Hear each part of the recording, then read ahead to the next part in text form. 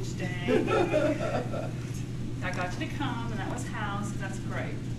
But speaking about scrubbing floors, the family, the marriage, the domestic church, all have this mundane outlook in society as drudgery.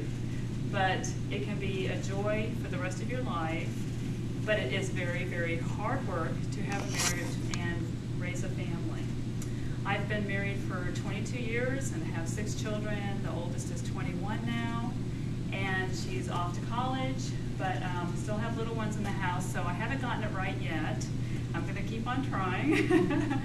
But as far as the domestic church goes, I want to explain a little bit about what that is and how to incorporate that in your life. But most importantly, I'm going to focus on the marriage, because I think if the marriage is not secure, then your children may not feel secure in the home, the domestic church, and then you're not giving back to society what you could have potentially.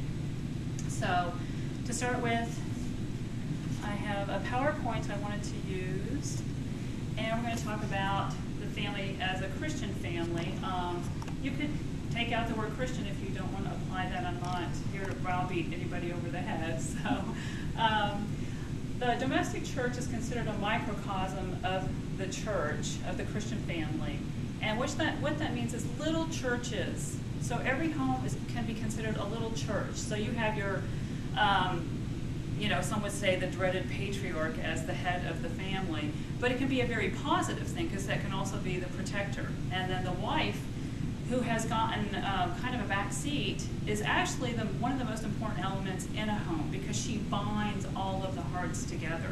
Without her being able to do that and know each temperament, each personality within the family, it's a very hard thing to do. So she's constantly studying the ins and outs of her husband and children, and herself, because she has to try and sanctify herself as well as the rest of the people within the family.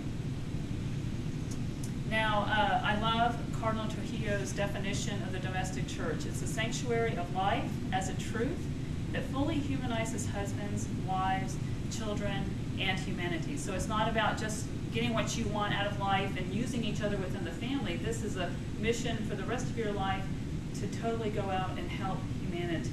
I mean, this is a mission for every single family. And like I said, I think marriage should come first, because it will benefit everybody involved. The marriage is always ordered to the good of the couple. That means that God set it up so that it's ordered to the good. He's not there to make your life miserable and say, okay, this woman's going to have these babies, and they're going to spit up on her, and she's going to throw up off the floor. The husband's going to come home and demand dinner. This is not the outlook we should be having about the domestic church, especially a marriage. So your goal as a husband and wife is to sanctify each other. That's your goal. Your goal in the marriage is to make him holy, is to make her holy. Not to present yourself as I am me, and you're going to be counterculturing, because this is about your mission to make someone else holy, not to get what you can out of the marriage and use that other person as an object, which we tend to do in today's society. So the love must be fruitful. I know that's another countercultural thing, but the love fruitful is not just bearing children, it's the fruit that you bring. You don't let the vines wither and dry up. You bring fruit to humanity by your smile, even though you're having a bad day and a kid just threw up on you or whatever. That smile is there, and it's tough. But if you can just, I hate Pascal's wager, but in a way it really does work in marriage. I'm here to say it does. Fake it till you make it sometimes. Smile even when you don't feel like smiling, because the next day it's a whole new, brighter world. Okay? Again, the media, television, internet, constant stimulus, telling you to get what you can out of the other person, and if you don't like it, hey, there's somebody else down the road you can pick up, This is not truly reality. This is a falsehood, it's a fad, and we need to go against this and realize that to make humanity happier, that we're going to have to go against this fad, because this leads to unhappiness. All you get with this type of behavior is constant searching for happiness, and you never get that true fulfillment, and so you're always left wanting more, seeking more. But the marriage, if you can see this as a sacrifice, you get totally filled. It sounds like an oxymoron, but it really does work. Finally, in a marriage, there's going to be some days, you know, I've been there several times. I'm hanging it up, I'm moving on. This is not worth it. Seek somebody wiser that's been there a lot longer.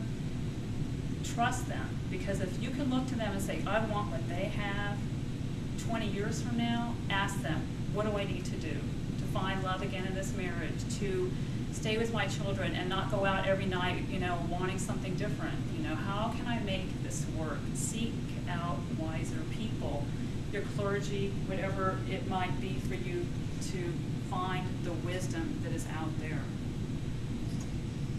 And again, marriage is very, very, very hard. You have to conquer yourself, die to the self-absorption that's constantly going on. Rely on your spouse, your friends, your clergy, and of course, all the time, God. So I hope you enjoyed my presentation. I don't know how long it was. It was supposed to be between 5 and 7 minutes. But if you have any questions or you want to make a comment or tell me how I can do it better, please let me know. Thank you. Do we clap?